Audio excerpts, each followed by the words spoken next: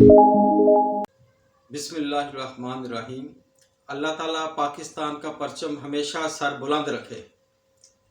पहले भी हमने एक दो दफ़ा प्रोग्राम किया है ग्लोबल पीस टीवी पे और आल पाकिस्तान चैनल पे कि जो पाकिस्तान के सदर रह चुके हैं या जो वज़ीर आज़म रह चुके हैं, तो जो उनकी ड्यू रिस्पेक्ट है, जो उनकी ड्यू जो है रिगार्ड है, वो उनको मिलना चाहिए।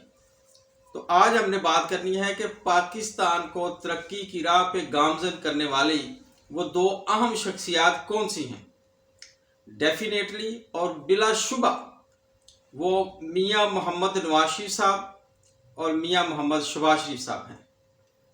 आज उनकी मैंने कुछ 24-25 पॉइंट ढूंढे हैं, मैं आपसे डिस्कस करता हूँ। आप भी सोचिएगा, मुखालफत बराए मुखालफत नहीं होनी चाहिए। आप खुले दिल से मुजाहरा करें, खुले दिल का मुजाहरा करें और आप ये बातें सुनें। सबसे पहले तो मियाँ नवाज शरीफ साहब ने पाकिस्तान में मोटरवेज का जाल बिछाया। जितनी भी मोटरवे बनती रहेंगी, इसके ऊपर जो मोहर जो है लगी है वो मियाँ नवाज शरीफ साहब की लगी रहेगी। उन्होंने ये मोटरवे का जाल बिछाया था, उनका ये सोच थी पाकिस्तान को डेवलप करने की। उसके बाद चारों सूबों में जो अंडर पासिस का जाल बिछाया गया, ओवरहेड ब्रिजेस का और वसी सड़कें बनाई गई, ये मियाँ नवाज शरीफ साहब का ही काम था और मियाँ शहबाज शरीफ साहब। अब आइए इंटरनेशनल लेवल के ऊपर एटॉमिक ब्लास्ट जो मियाँ नवाज शरीफ साहब के दौरे हुकूमत में हुआ और मियाँ नवाज शरीफ साहब की परमिशन से हुआ, गो इसमें फौज का बहुत अहम रोल है, लेकिन ये अचीवमेंट मियाँ नवाज शरीफ साहब के खाते में जाती है। मियाँ नवाज शरीफ साहब ने इंडस्ट्री को बूस्ट दिया और उनके आते ही इंडस्ट्री बहुत तेजी से आगे बढ़ने लगी, क्योंकि ये खुद बिजनेसमैन थे और ये कराची शिप यार्ड और HMC और इत्तेफाक फाउंड्री जो है ये शुगर मिलें बनाती थी। शुगर इंडस्ट्री को भी बड़ा प्रॉफिट हुआ और बहुत बड़े पैमाने पे शुगर इंडस्ट्री लगी। इसके अलावा मियाँ नवाज शरीफ साहब ने येलो कैब मुतारफ कराई। उनका मकसद कुछ और था, लेकिन पाकिस्तानियों ने येलो कैब को भी फेल कर दिया।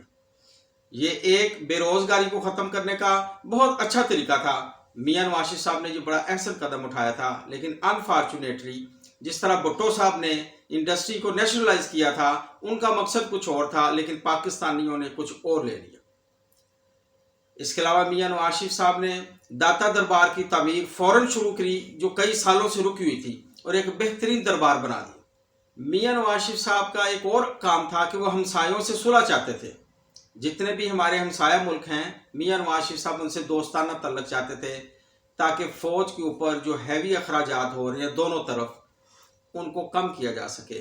वाजपेयी साहब को भी बुलाया लाहौर में और उनसे गले भी मिले, लेकिन ये उनकी कोशिश भी कामयाब नहीं हो सकी। बहरहाल ये एक अच्छा कदम था। इसके अलावा मियाँ नवाज शरीफ साहब ने नौजवान कर्जा स्कीम को मुतारफ कराया कि ये मेहनत करके रिज़्क कमाएंगे और पाकिस्तान डेवलप होगा। इस तरह मियाँ नवाज शरीफ साहब का एक और बहुत बड़ा काम, ये बात गौर से सुनने वाली है, वो है मेरा घर स्कीम। मियाँ नवाज शरीफ साहब ने चारों सूबों में बिला इम्तियाज हजारों घर बनाए और आज भी जो PHA के घरों में लोग रहते हैं, जिनमें से कुछ FIA के भी फ्लैट्स हैं और मेरा घर स्कीम के भी हैं, ये गुलिस्तान जौहर, लांडी, हयाताबाद, पेशावर, अपना क्वेटा और लाहौर में 7-8 प्रोजेक्ट थे। तो ये आला मेयार के प्रोजेक्ट थे, इसमें लोग आराम से रह सकते हैं, कंफर्टेबल लाइफ गुजार सकते थे। मियाँ नवाज शरीफ साहब का ये भी एक बहुत बड़ा काम है। जैसे कि मैंने पहले अर्ज किया कि मियाँ नवाज शरीफ साहब हमसायों से अच्छा तल्लक चाहते थे, और इस तरह मियाँ नवाज शरीफ साहब सुलह जो आदमी थे। शहबाज शरीफ साहब भी, इन्होंने पाकिस्तान को जंग से बचाया, बल्कि अगर ये कहा जाए कि कई जंगों से बचाया तो ये गलत ना होगा। इवन यहां तक कि कारगिल की जंग जब शुरू हुई तो शायद मियाँ साहब को पता ही नहीं था, और फिर उस जंग को जब रुकवाया मियाँ साहब ने, तो जंग तो रुक गई, अमन तो हो गया, लेकिन हर इंसान जो है वो परफेक्ट नहीं होता। मियाँ साहब से कुछ गलतियां भी हुई। उस जंग को जब रोका गया तो उसमें कुछ पाकिस्तानी फौजियों का नुकसान हुआ और ये बहुत बड़ा नुकसान था, लेकिन वो कुछ और सोच रहे थे और हो कुछ और गया, क्योंकि यहाँ मुकाबला हिंदू बनिए से था, और ये शातिर है, बहुत बहुत शातिर है हिंदू बनिया। वो मियाँ साहब को भी मेरा ख्याल शायद चीट कर गया। मियाँ नवाज शरीफ साहब ने सोलर के मुख्तलिफ पार्क्स बनाए, जिसमें बहावलपुर वाला बहुत बड़ा एक प्रोजेक्ट था, मियाँ शहबाज शरीफ साहब ने उसको लॉन्च किया था, वो पाया तकमील तक पहुंचा। और जो प्राइवेट सेक्टर में एनर्जी हाउस थे, पावर हाउस थे जनरेशन के, उनको चलते रहने दिया। गो ये पीपल्स पार्टी ने काम किया था, लेकिन मियाँ नवाज शरीफ साहब ने इसमें हड़बड़ी डाला और उनके ऊपर मुख्तलिफ इल्ज़ामात भी लगते रहे कि ये मियाँ मनशा साहब को नवाजते रहे हैं या दूसरी अपने दोस्तों को नवाजते रहे हैं। तो जहाँ इतने लोगों का फ़ायदा हो रहा होता है तो वहाँ दोस्तों को भी कुछ फ़ायदा मिल जाता है। मियाँ नवाज शरीफ साहब बिलाशुबा एक हमदर्द और खौफ खुदा रखने वाले इंसान हैं। वो अपने मुलाजमों का बहुत ख्याल रखते थे, वो उनकी बहुत बहुत ज़्यादा मदद करते थे। ये बात ज़ुबान ज़द-ए-आम है कि मियाँ शरीफ साहब भी करते थे, मियाँ नवाज शरीफ साहब भी और शहबाज शरीफ साहब। और एक उनका बहुत अच्छा एक काम, मैं उसको अच्छा कहूँगा, गो कि वो गैर कानूनी था। मियाँ शहबाज शरीफ साहब और मियाँ नवाज शरीफ साहब के दौर में कातलों, गुंडों, जुआरियों और हीरोइन फरोशों, कब्जा ग्रुप और डकैतियों के दौरान बदतमीजी करने वाले जो गुंडे थे, इनको पुलिस मुकाबले में ये मरवा देते थे। गो के आपने देखा है कि पाकिस्तान को जो कानून है उसमें इनके छूटने के बहुत ज़्यादा चांसेस होते थे, ये वारदातें करके छूट जाते थे, लेकिन शहबाज शरीफ साहब इनको पार कर देते थे। और यही एक उनका अच्छा कदम था जो कि गो गैर कानूनी था। इस तरह मियाँ शहबाज शरीफ साहब ने मियाँ नवाज शरीफ साहब की इंस्ट्रक्शन के ऊपर बेशुमार मेडिकल एंड डेंटल कॉलेजेस बनाए, जिसमें कुछ तो पाया तकमील तक पहुंच गए, लेकिन कुछ को आज तक नहीं बनने दिया गया। इसमें किसी सियासतदान का फ़ायदा नहीं था, इसमें गरीब आदमियों का फ़ायदा था, गरीब पाकिस्तानियों का फ़ायदा था। और अगर एक मेडिकल और डेंटल कॉलेज बनता है तो उसमें मेरा ख्याल है कि 300-400 एम्प्लाई जो है वो उसको नौकरी मिल जाती है, वो एम्प्लाई हो जाता है।